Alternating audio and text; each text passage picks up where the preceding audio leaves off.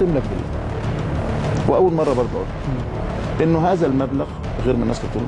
انا عملت بيه مشروع خيري في طنطا اسمه مركز غسيل كلى. كنت عايز تغيير، كنت عايز تغيير، كان نفسي يبقى في تغيير، كان نفسي اشوف رئيس جمهوريه جديد لمصر، ده كان وضع طبيعي. نفسي اشوف انتخابات برلمانيه حره، نفسي اشوف انتخابات برلمانيه حره، نفسي اشوف انتخابات رئاسيه حره، نفسي اشوف انتخابات رئاسيه حره بالصندوق. انا اكثر من طعن من الحزب، واكثر من طعن من الحكومه، واكثر من طعن من الرئاسه، واكثر من طعن من المحل، كل ده ومع ذلك مش هصفي حسابات.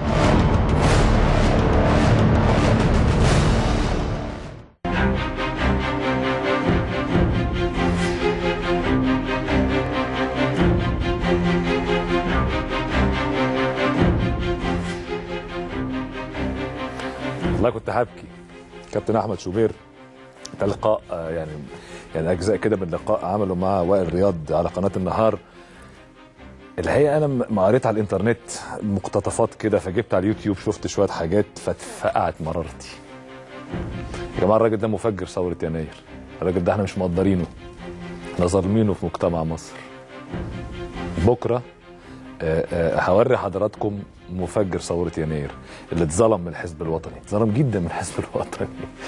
راجل يعني رغم ان هو اتظلم بس راجل لا يتشفى في مبارك وهو قاعد في السجن وبين القضبان الحقيقه، من كتر ما هو رجل يعني قلبه كبير طبعا.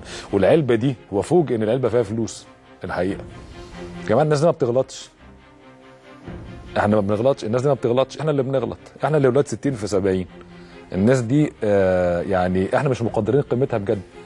يعني العلبه اللي فيها 1.4 مليون درهم، 750,000 درهم، ما كانش يعرف ان فيها فلوس الحقيقه. ساب برامجه وساب دنيته وجريوا كلهم على دبي بعد فوز مصر بكاس الامم 2008 عشان تعرفوا الدنيا كانت ماشيه ازاي. اللقطات دي عندي بكره هزعها لحضراتكم. فالراجل ده لازم يبقى هو نطلق عليه مفجر ثوره 25 يناير. تعرفين دايما التاريخ بيثبت بمرور السنوات ان في حقائق كثيره كانت خافيه عن البشر العادي اللي زي حالتنا.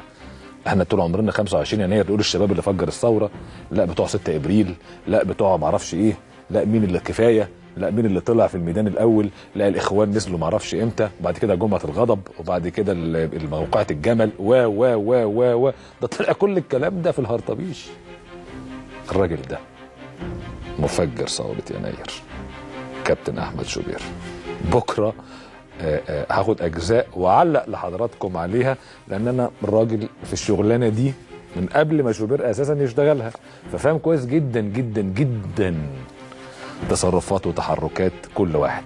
ليه انا هعمل الكلام ده؟ واحد يقول طب وانت مالك بيه؟ واحد يقول لي ما هو انت مالك، انت ما يقول اللي هو عايزه. لكن هل نقبل ان يضحك على الراي العام تاني؟ ما ده المخطط اللي شغال بقالنا شهرين ثلاثه. الناس اللي كانت ضد الثوره دلوقتي بقى هم الثوار. الناس اللي كانوا بيستفيدوا من النظام الفاسد هم الوقت اللي عايزين يطلعوا على شاشات ابطال. لا بقى مرارتي اتفقعت. فهطلع لحضراتكم بكره